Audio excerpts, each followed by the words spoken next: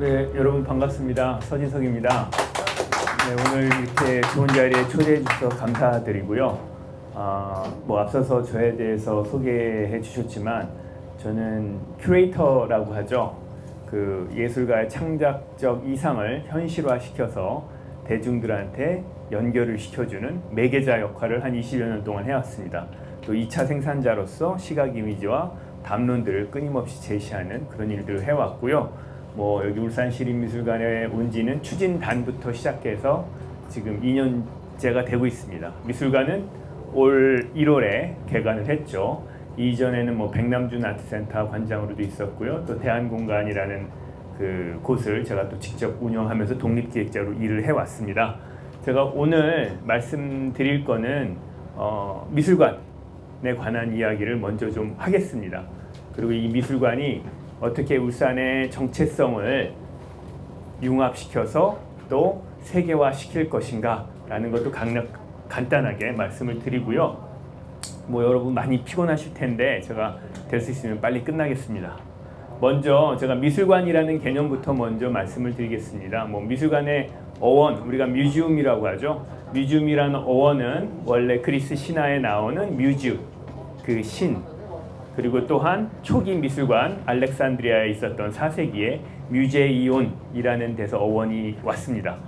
그리고 크게 제가 이렇게 나눠보면 미술관의 우리가 스토리, 역사적 단계를 보면 갤러리아, 캐비넷에서 계몽주의 미술관, 유미주의적 미술관, 상업주의 미술관, 그리고 그 다음에 미래형 미술관, 그게 울산시립미술관이다. 저는 이제 그렇게 얘기하고 싶고요. 이 단계에 대해서 제가 간단하게 말씀드리면 우리가 아는 소위 퍼블릭 뮤지엄이라는 개념은 산업혁명 이후, 그러니까 프랑스 혁명 이후에 생깁니다. 그 이전에는 우리가 아는 미술관이라는 개념은 아닙니다. 엄밀히 말하면. 다시 말해서 요거는 넘어가고요. 이게 캐비넷인데, 그러니까 그 중세시대 프랑스 혁명 이후에는 이 하나의 정보, 지식이라는 것은 귀족, 왕족, 특권층의 전유물이었습니다. 그것이 곧 그들의 권력이었죠. 힘이었고요. 다시 말하면 전 세계의 진귀한 보물들, 예술품들 이런 것들이 귀족이나 왕족의 창고에서 자기 혼자만의 문화 향유를 즐기는 그런 방식이었죠. 말하자면 보물 창고입니다. 그래서 대중들한테는 그런 지식과 정보에 접근 권한이 없었고 그런 것 자체를 그 기득권층이 하나의 권력, 통제하기 위한, 세상을 통제하기 위한 또 권력으로도 활용이 됐었죠. 근데 아시다시피 예전에 이게 이제 캐비넷의 모양이겠죠. 아시다시피 우리가 아는 루브르 퐁피두 미술관이 프랑스 혁명 이후에 생깁니다. 이게 저희가 아는, 지금 알고 있는 공공미술관의 원형이라고 볼 수가 있습니다. 그러니까 다시 말하면 그 프랑스 혁명 이후에 혁명 정부가 이 루브르궁, 루이 왕이죠. 단두대에 목을 쳐버리고 왕궁을 접수하면서 그 루브르 궁에 있는 다양한 진귀한 보물들이나 예술품들을 대중들한테 이양하는, 그러니까 프랑스 혁명 정부가 그런 얘기를 했거든요. 루브르 궁에 있는 모든 보물들이나 어떠한 문화예술품들은 이제 대중들의 것이다 라고 선언을 하면서 공개가 되죠. 시민계급, 일반 시민들이나 일반 대중들이 이제는 그러한 문화정보 지식의 특권층만이 소유하는 게 아니라 그들도 접근을 하고 바라볼 수 있고 같이 문화 향유를 즐길 수 있는 이러한 미술관이 생긴 겁니다. 그게 우리가 아는 퍼블릭 미술관이고요. 우리가 지금 알고 있는 미술관의 원형이죠. 그게 이제 루브르, 퐁피두, 또 영국 왕립박물관 이런 것들이 그 당시에 근대화와 함께 프랑스 혁명 이후에 시작이 됩니다. 이 당시에는 미술관의 설치 방식이, 작품 방식이 대부분, 다 그런 건 아니지만 대부분 스카이 방식이라고 해서 이렇게 위로 쌓아 올리고 구성하는 방식으로 이제 구성이 됐었습니다. 우리가 보통 미술관 전시라는 것 자체가, 미술관 기획전이라는 자체가 하나의 주제를 던지고 그 주제에 맞게 서사적 스토리를 만들거든요. 구조를. 그리고 거기에 맞게 작품들을 배치를 하죠. 초기 미술관들은 퍼블릭 뮤지엄들은 특히 우리가 계몽주의 시대 때 계몽주의 미술관이라고 지칭을 하는데요. 그리고 대표적인 선도적인 미술관이 퐁피드 루브르 미술관인데 이런 것이 그러한 미술관형 기획 전시를 많이 했습니다. 근데 모든 게 명과 암이 있죠. 역기능이 있고 부정적 기능이 있는 것처럼 미술관들이 제국주의 시대 때 식민지화를 하는 어떠한 그런 문화 위계의 명분을 만들어냅니다.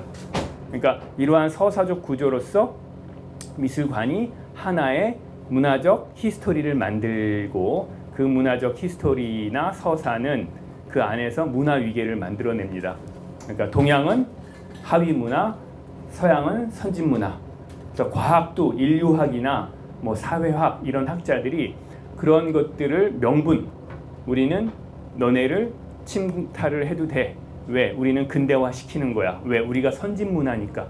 이런 개념의 제국주의 시대 때 문화 위계를 만드는데 미술관들도 어느 정도는 역할을 했습니다. 부정적인 역할을. 우리가 식민지 근대화론도 심지어는 우리가 아직까지 듣고 있지 않습니까? 일본한테 지배당한 이유가 근대화를 시키기 위해서 그런 걸로서 명분을 만들어 놓죠. 자기네가 선진 문화니까.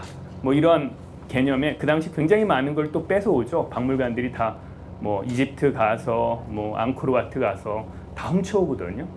미술관들이, 박물관들이. 그래서 문화의 민주화, 문화 향후의 민주화라는 개념의 어떠한 지식 정보의 확산이라는 그러한 긍정적인 상대적으로 긍정적인 게 있었지만 중세 시대에 비해서 또한 제국주의 시대 때 그런 문화 위계를 만드는데 이용이 되기도 하죠. 자, 이제 두 번째가 유미주의적 미술관의 시대가 도래합니다. 우리가 알시다시피 20세기 초 중반으로 오면서 너무 잘 아는 구겐하임, 모마. 이때부터는 미술 작품을 설치하는 방식이 이렇게 스카이프 방식으로서 서사 구조를 만들기도 하지만 더욱더 중요한 거는 작품 하나하나를 마치 우리가 성상을 보듯이 분리해서 고귀하게 배치하기 시작합니다. 그러니까 미술관이 유사 성전화가 되는 거죠. 하나의 초월적인 존재로 추앙을 받기 시작을 합니다. 왜? 그렇게 분리시켜야지 자본의 논리로서도 미술 시장에서 가치를 만들어내고 미술은 뭔가 대단한 거야. 초월적인 거야. 작가는 뭔가 초월적인 존재야. 이상한 행동을 하더라도 걔는 기인이니까. 뭐 이런 식으로 하나의 성전화가 되죠. 우리가 미술관을 갈 때도 그냥 가면 안 돼. 옷 잘 입고 뭔가 거기 가서는 품위를 지켜야 되고 마치 성당을 가듯이 그런 식으로 미술관 자체를 굉장히 유미주의적인 상황에서 어떠한 그 상위 개념으로 올려놓습니다. 그래서 작품도 우리가 설치를 할 때 이때부터는 주의와 구분이 된 독립된 개념으로 이런 식으로 많이 설치를 하기 시작하죠. 그게 이제 구겐하임 모마가 또 자본과 결탁해서 또 엄청난 힘을 발휘하죠. 자, 그 다음이 상업주의적 미술관 시대로 넘어옵니다. 80년대 신자유주의가 도래하거든요. 미술관들이 기업화가 되기 시작합니다. 막 분점도 만들고 그 자율성이라는 명분하에 법인화가 되고 갈라 파티하고 멤버십 만들고 심지어는 미술관의 헤드가 경제계에서 모셔오죠. 우리나라 국립현대미술관도 한참 법인화 얘기 나왔었을 때 대우 사장님, 배순웅 관장님이 오셨었죠.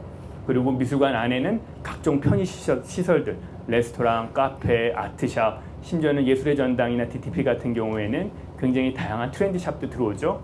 그리고 뽕피두 같은 경우에는 막 분점도 만들고 중국에, 그리고 뭐 그 구겐하임도 빌바오에 분점도 만들기 시작을 하고, 그래서 굉장히 상업주의 논리로서 상업주의적 미술관이 도래를 합니다. 자, 그 다음에 이제는 제가 말씀드린 게 21세기 이후 어떻게 될 것이냐.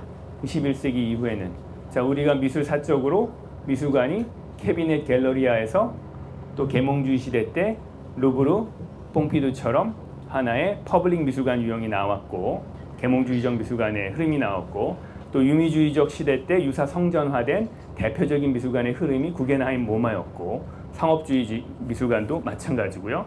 자, 21세기 우리는 완전히 사회체제가 변화되는 시대에 살고 있습니다. 우리의 정체성마저도 재정립이 필요한 시기에 과연 기존의 20세기를 지배했던 미술계 시스템, 특히 미술관의 사회적 기능과 역할이 동시대에 똑같이 먹힐 수 있느냐? 안 먹히겠죠. 여러분이 아시다시피 현대자동차도 이미 엔진 기반의 자동차는 안 되죠. 전기로 다 바뀌어야 되죠. 필름도 한순간에 사라졌죠.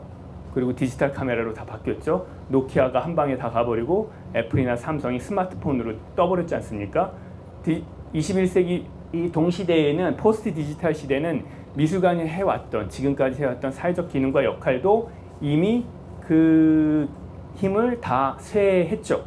전혀 새로운 유형의 다른 사회적 기능과 역할을 하는 미래형 미술관이 출현을 할 거고, 그러한 출현을 하는 데 있어서 선도적으로 중심이 되려고 지금 전 세계는 사실은 다양한 실험들이 이루어지고 있습니다. 이미 20세기 말부터 니나 사이먼이 얘기하는 참여적 미술관이 됐던, 또 김홍희 관장님이 얘기했던 포스트 뮤지엄이 됐던 굉장히 다양한 실험을 하면서 새로운 유형의 미술관을 만들려고 노력을 하고 있습니다. ZKM이 독일에 있는 ZKM이라는 미술관이 디지털 바우하우스라는 개념으로 새로운 미래형 미술관을 만들겠다고 선언도 했죠. 저는 우리나라, 특히 아시아에서 그러한 선도적인 미래형 미술관이 나올 가능성이 가장 많은 데가 울산 시립미술관이다 라는 다소 제가 희망 어린 이제 생각을 가지고 있습니다. 그럼 미래형 미술관은 과연 기존의 미술관과 무엇이 달라야 될까라고 얘기했었을 때 제가 여기 쭉 밑에 써놨는데, 첫째, 아까 얘기한 것처럼 사적 공간, 우리가 생활하는 살아가는, 그리고 공적 공간, 사람들과 만나고 일하는, 그리고 유사 성전화된 미술관의 공간, 이 세 공간이 다 합쳐져 버리는 하나의 새로운 공공과 공유의 미술관이라는 게 요즘의 화두입니다.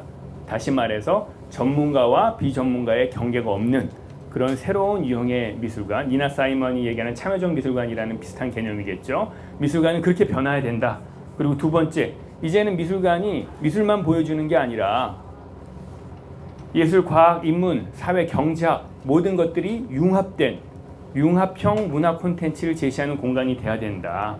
그리고 세 번째, 문화 다양성이 공존하는 미술, 지금 동시대에 글로컬 미술관, 지역과 세계가 위계가 없는, 지역성이 세계성이 되고 세계성이 지역성이 될 수 있는 그런 수평적, 마치 신시라는 개념과 비슷한 그런 새로운 미술관이 돼야 된다. 또한 디지털 시대의 기술을 수용하는 미술관이 돼야 된다. 여러분, 디지털 네이티브들은 저희랑 완전히 다릅니다. 멀티태스킹, 그리고 이미 공감각, 다감각, 통감각화 돼 있죠. 기술 매체라는 게 이미 자기 신체화가 된 친구들이 우리 디지털 네이티브들이거든요. 젊은 세대들이거든요. 말하면서 한 손으로 친구한테 문자를 보내고 밥 먹으면서 게임하면서 음악을 듣는 그런 이제 진화된 감각이라고 해야 되나요? 그런 게 이제 디지털 세대들이죠. 그들한테는 이미 스마트폰이나 다양한 기술 환경 매체는 포스트 휴먼이라고 그러죠. 우리가. 그러니까 이미 자기 신체의 일부예요. 그런 상황에서 과연 미술관이 어떠한 콘텐츠들을 보여줘야 될까? 적극적인 디지털 기술과 환경을 수용하는 미술관이 돼야 되겠죠. 그리고 또한 자연과 과학, 기술이 수평적으로 융합이 되는 미술관이 돼야 되고, 산업계, 예술계, 또 동시대에 산업계, 예술계가 공존하는 미술관, 동시대에 다양한 이 처참한 동시대에 우리한테 치유를 해줄 수 있는 그런 사회적 문제에 대해서 대안을 제시하는 그런 미술관, 이런 것들이 조건이 갖춰야 되지 미래형 미술관이 아닐까라는 이야기를 하는 거고요. 저는 울산시립미술관에서 이런 것들을 시도를 하고 있다. 자, 시간 관계상 제가 이건 넘어가고, 자, 아까 이건 제가 말씀을 드린 내용이죠. 지금 디지털 혁명으로 인해서 모든 사회 체제가 변하고 있다. 어떻게 변하는지라고 얘기를 한다면 디지털 시대의 키워드를 우리가 세 가지를 얘기합니다. 다양성, 융합성, 전지구성. 모든 사회 체제가 다양성, 융합성, 전지구성으로 바뀌고 있고요.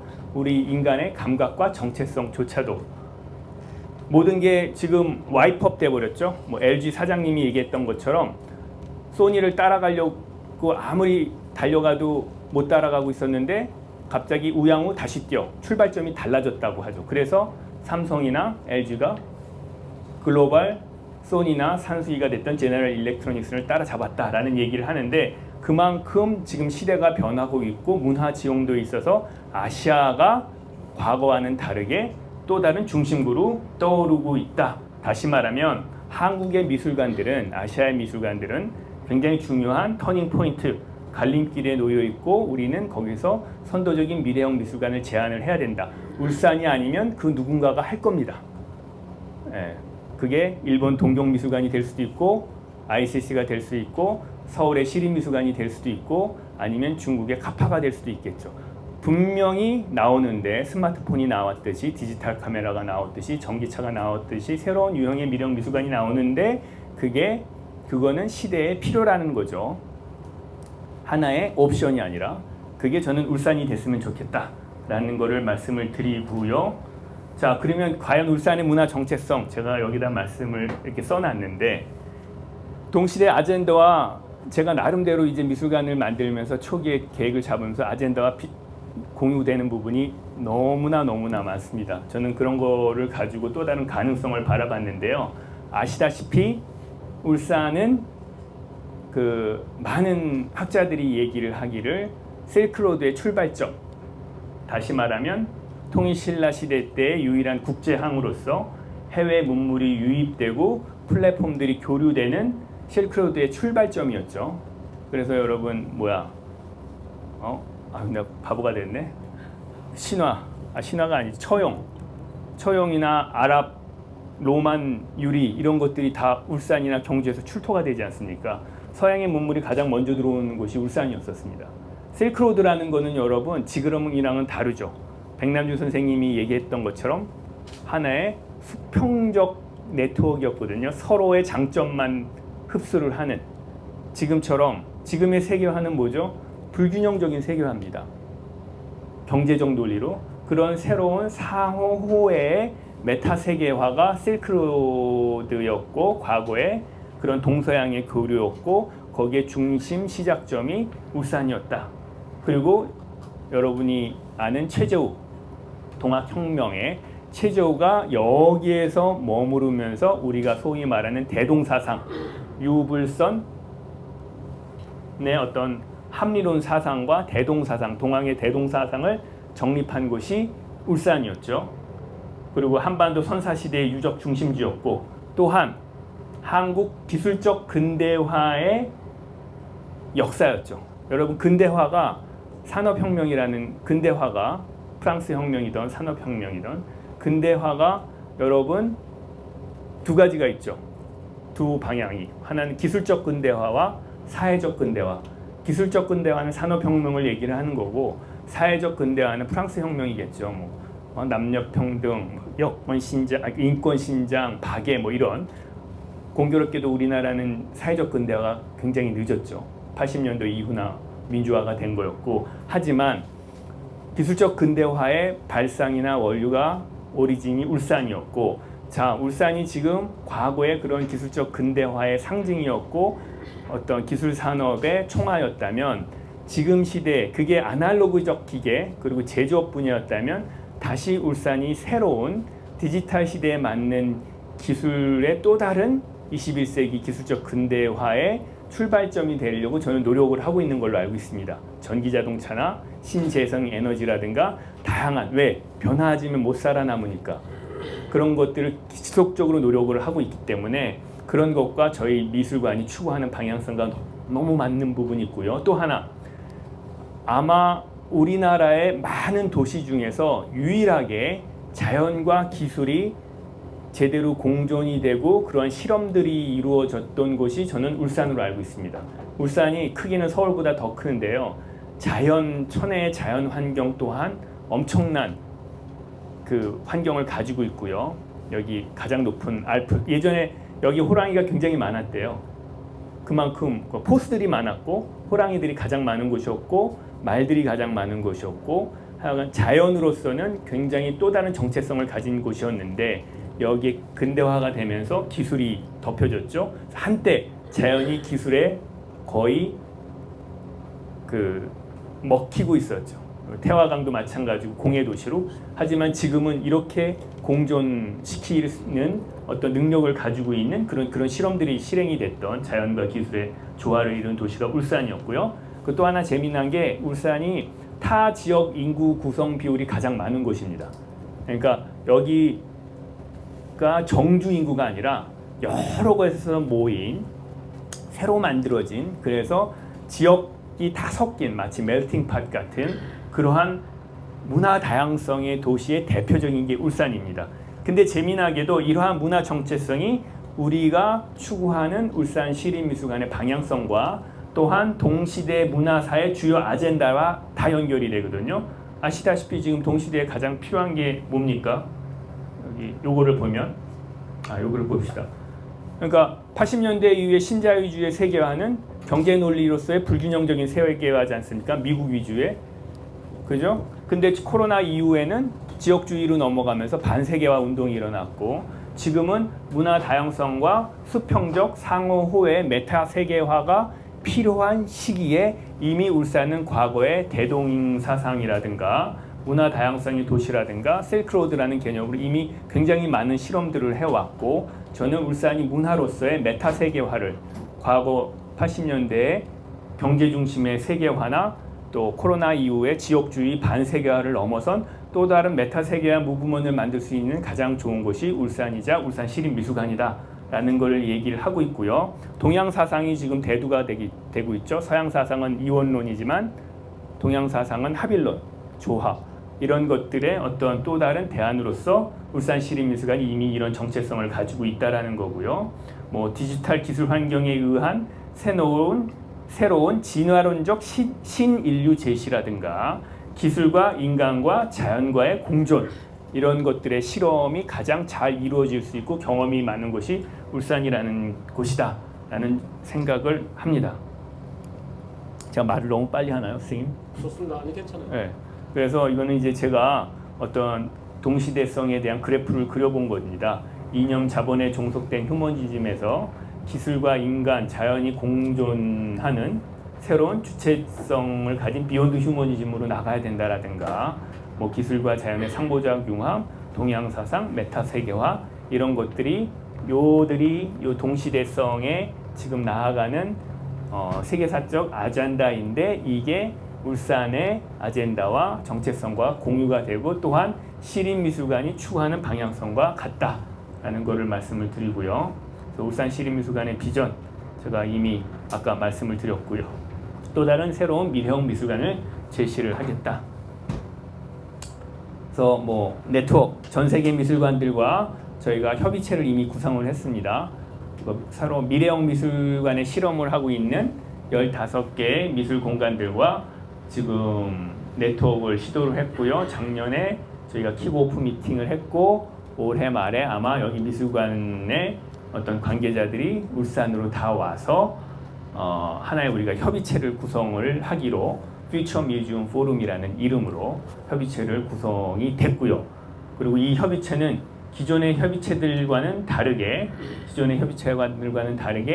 실질적 프랙티스, 실천적 예술 활동, 맨날 세미나만 하고 담론만 제시하고 책만 만드는 게 아니라 직접 공동 프로그램이나 전시를 만드는, 그리고 또한 어떠한 실천적 텐저블한 예술 활동들을 만들어 보자가 목적입니다. 그리고 저희 소장품, 뭐 간단하게 말하면 아시아 최고의 소장품 미술관을 만들자. 그래서 저희가 굉장히 다른 미술관들과는 다르게, 길게 설명은 못 드리겠지만 어떤 새로운 실험적인 그 행정적, 제도적 기반을 마련을 하고 지금 열심히 소장품들을 모으고 있는데, 작품 소작품이라는 건 여러분 굉장히 중요합니다. 아까 제가 우리나라에 스타 컬렉션 미술관이 없다, 컬렉션 제대로 된 미술관이 없다라고 얘기를 했는데, 외국만 가보래도 저희가 뭐 K20라든가 구겐하임이라든가 컬렉션 미술관이 있지 않습니까? 그래서 작가가 나 구겐하임의 콜렉션 됐어, 나 모마의 콜렉션 됐어, 이렇게 이력서에 쓰면은 그 작가 자체가 쓰자마자 업그레이드가 되는. 근데 우리나라 미술관 어떤 작가들도 나 뭐 국립현대미술관의 콜렉션이 됐어, 나 서울시립미술관의 콜렉션이 됐어가 그렇게 이력에 작동이 안 되거든요. 왜? 콜렉션 제대로 된 미술관이 없으니까. 이건희가 있지 않습니까? 이건희는 모르겠습니다. 근데 생긴다고 하니까 뭐 그거 중에 가장 큰 이유는 컬렉션이라는 게 네 가지 가치가 있습니다. 정치적 가치, 경제적 가치, 미학적 가치, 사회적 가치. 미학적 가치관은 작품성, 예술성. 사회적 가치는 어떤 사회 역사적인 가치. 예를 들면 훈민정음처럼 최초의 뭐 직지신경처럼. 그리고 이제 세 번째는 경제적 가치죠. 보다 싸게 나중에 비싸질 거 사자. 그리고 비싸게 키우자. 그리고 마지막으로는 정치적 가치인데 정치적 가치가 그거죠. 뭐라고 해야 되나? 뭐 울산 지역 작가 거 그러니까 홍대 작가 사주면 서울대 작가도 사줘야 되고 또 중앙 작가 사주면 지역 작가 사줘야 되고 이 정치적 분배. 근데 우리나라 미술관이 대부분은 좀 네 번째가 강하거든요. 공모전으로 콜렉션을 하죠. 공모전으로 콜렉션하는 미술관은 공모제로 거의 우리나라밖에 없습니다. 전 세계에서. 그러다 보니까 그 미술관의 콜렉션이 약해지는 거죠. 여러분 콜렉션을 제가 여기서 그냥 왜 이렇게 중요하게 얘기하냐면 그 간단한 예로 콜렉션만 잘하면 그 나중에 국가적 보물 자산이 되거든요. 제가 있었던 시카고 아트 인스티튜트 같은 경우는 쉐라의 그랑잣들을 2차 대전 이후에 아주 헐값에 사와가지고 책받침 만들고 티셔츠 만들고 다 빼먹고 있거든요.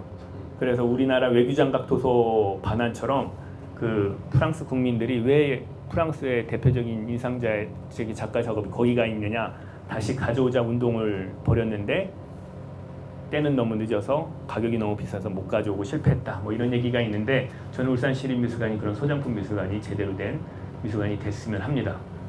넘어가고요. 뭐 다양한 활동들을 할 겁니다. 이것도 그냥 넘어가겠습니다. 제가 뭐 좀 빨리 끝내드리는 게 좋을 것 같아서 다만 제가 여기서 말씀드리고 싶은 거는 나중에 여기 다 울산 분들이 많으시니까 꼭 와서 관람을 해주시고 특히 엑살랩 국공립미술관 최초입니다. 저희가 프로젝터 24대를 활용한 소위 말해서 이머시브 시애터라고 그러죠. 가상현실, 증강현실의 작업만 보여주는 미술 공간이 우리나라 국공립에서는 최초로 만들었습니다. 지금 이제 정현두 작가의 오감도를 하고 있는데 와서 보시면 이런 새로운 확장적 예술이 지금 마구 펼쳐지고 있구나. 이제는 회화, 조각, 설치, 비디오, 미디어 아트뿐만 아니라 새로운 신미술이 확장적 예술이 나왔구나라는 것을 여러분이 느낄 수 있을 겁니다. 자, 여기는 저희 그냥 미술관의 이제 내부의 이야기들인데 저는 여기까지 오늘 말씀을 드리겠습니다. 네, 감사합니다.